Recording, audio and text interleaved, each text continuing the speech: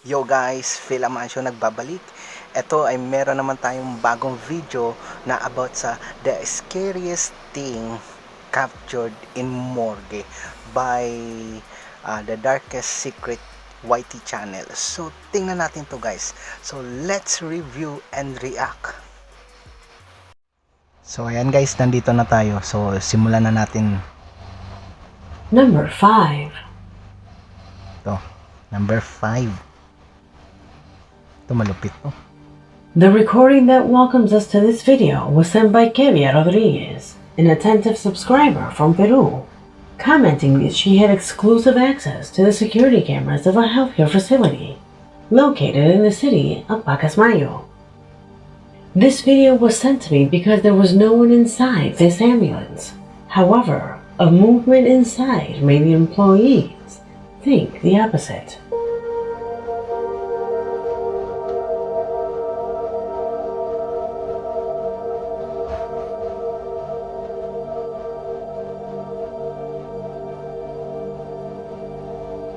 Hala, yung pinto gumalaw. Yung pinto nung sasakyan sa ambulansya.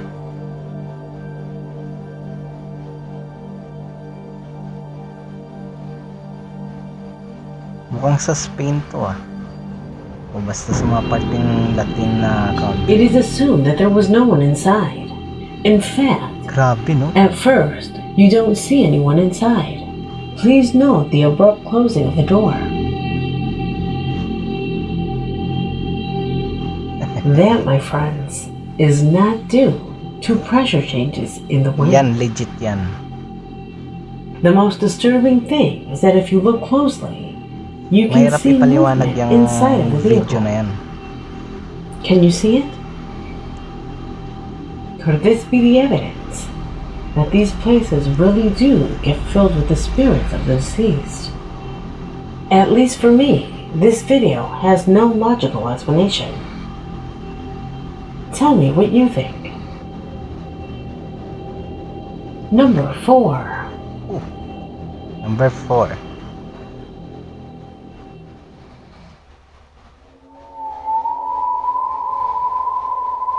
This video consists of 2 clips recorded at dawn in different hospitals. The first of them came to my email thanks to a subscriber who, for personal reasons, refused to reveal his identity.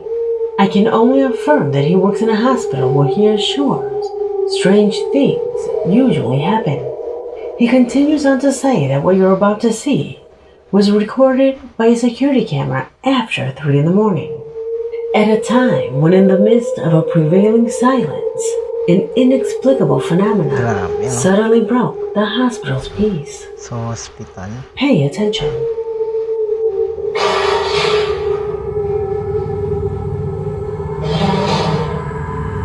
Grabe. Legit yan guys. Legit yan. Tignan mo. Ano ba yung nakain ko? Kakatapos ko lang kumain. Legit yan. The best. Despite the impression of this clip, the truth is that I do not have enough background to verify its veracity. Our subscriber affirms that phenomena like this have been seen by him repeatedly. However, this video seems too good to be true. Although it is the movement of the chair that leaves me the most shocked, since how could you stage something like that? Can it be done with strings? Even the drawer.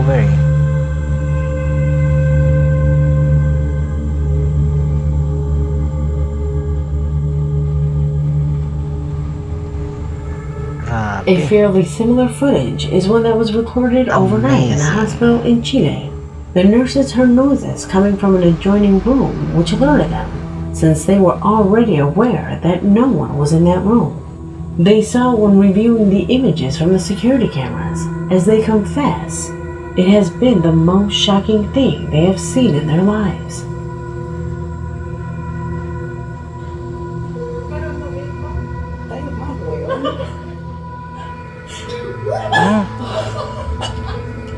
Grabe. Gumalaw pa. Grabe gumalaw yung ano Grabe. Gumalaw yung... Lo, umikot yung ano, upuan. Kita nyo guys. Grabe no, umikot yung chair. Umikot yung chair sa... Grabe.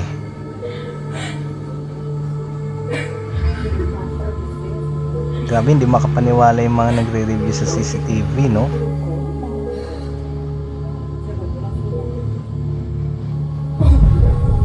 Na, lagay ng dextrose. Diba lagay ng dextrose yun? Yung, ano? If you are a follower of my channel, surely you remember this recording. Because a while ago, it was part of one of our videos. A footage that, as I mentioned, Grabe, is no? quite similar to the previous one. Legit yan, guys. However, on that occasion, several of you saw something that at that moment I didn't notice. A subtle but at the same time disturbing manifestation that occurs in the window. Walang kumain kasi. Can you see it? Parang may sumilip. Diba? May sumilip. Do you think it's a spirit? Leave it in the comments. Number 3. Grabe. Grabe yung ano ng ano, no? Let me start with the next question. Mga ganitong... Have you ever been in an unfamiliar place in the dark? Mga ganitong And a cold chill scenes, runs down your back, alerting you to turn around. iba talaga to. But luckily, when you do, Panghang, for your peace of highest to the mind, level talaga tong there's nothing there. video ni The Darkest That Secrets. experience is common. It is part of a defense mechanism that was developed thousands of years ago, when we used to be prey of the most terrifying beasts. Well, that's exactly what the person who carried this camera did, who along with a group were exploring an old hospital in ruins, when suddenly he felt that something was behind him. So he turned around, without finding anything around him. At least, that's what he thought. But ano ba nakuha niya? Para bang ano? Wolf?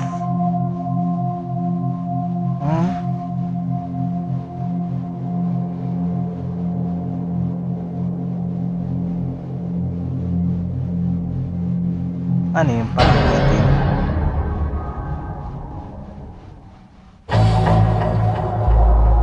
Although this sequence corresponds to an exploration, the man assures that he was always the last of the group.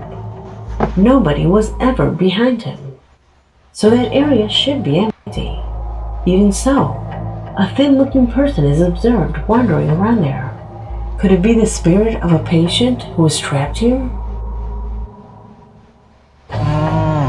Let me know what you think. Number 2. Baka hindi naman baka naglalakad lang yun. Baka katabing As I told bahay you at the lang. beginning, it seems that hospitals are filled with energies of pain, sorrow, and misfortune that sometimes occur within its walls. Energies that, according to many occult books, can invoke the manifestation of inexplicable phenomena when combined with the desire or fear of another person. Allow me to better explain the last mentioned by relating an experience that happened to me. When I was little, I was close friends with my grandmother. We used to play, and she used to accompany me. However, when I turned 12, she passed away. A couple of weeks later, while I was in my room, I felt someone sit at the foot of the bed. I was half asleep, and I knew it was my grandmother. She used to do this. Suddenly, I remembered that she had passed away the week before. When I opened my eyes and turned toward the edge of the mattress, it had the marks and even the warmth as if someone had sat on it. I called my mother to verify that indeed that side of the bed was warm, and she compared it to the other corner, which was cold. That place was warm, as if someone had been sitting there for hours. In the occult world, it is believed that the burning desire of a heart saddened by the loss of someone can achieve physical manifestations with the aim of claiming that desire. That is to say, they are not spirits, but about manifestations that our own mind can create. According to the story that one of my subscribers tells me, what you're about to see could be exactly this. A man had arrived to leave a delivery, at which point he took out his camera and records to verify that he was in the location, at which point the lens captures an absolutely anomalous situation. Observe. Fabiana.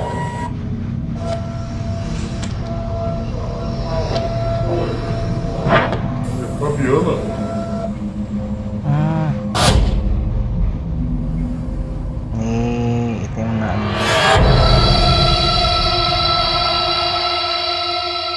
Later, many said that precisely at that moment, a patient who had arrived urgently at the scene died in the middle of resuscitation protocols by medical personnel. While his family was devastated, their grief could have caused that brief manifestation of a strange Hindi black kaya figure. baka yung ano lang. Baka naman may dinaluan lang kaya naka full black yun. Number 1.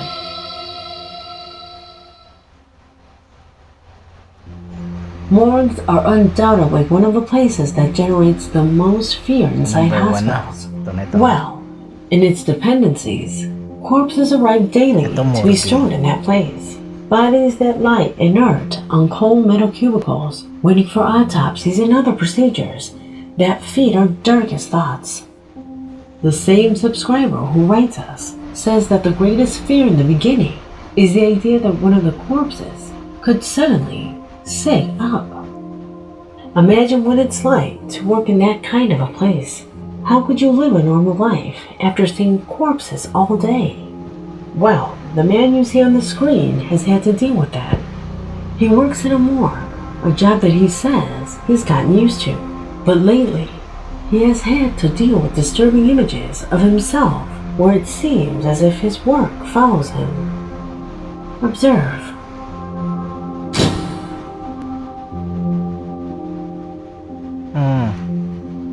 May kasama siya sa likod ng lalaki.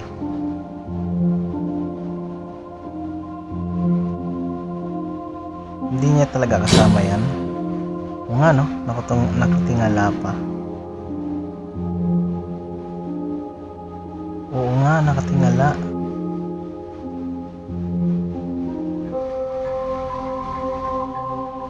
The man claims that selfie was taken while inside of his vehicle, just as he was leaving his job.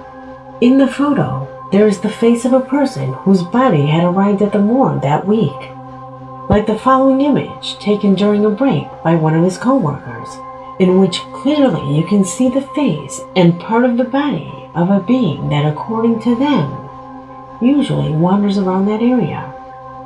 Impressive photographs that for some would confirm the type of magnet that hospitals represent for all kinds of beings that feel attracted by the energies that emerge from these places, making way for the manifestations of all kinds of paranormal phenomena, like the ones you just saw in Siguro this masasabi ko lang video. sa mga Videos that pictures. undoubtedly give food for Siguro thought. kung I hope you like this video.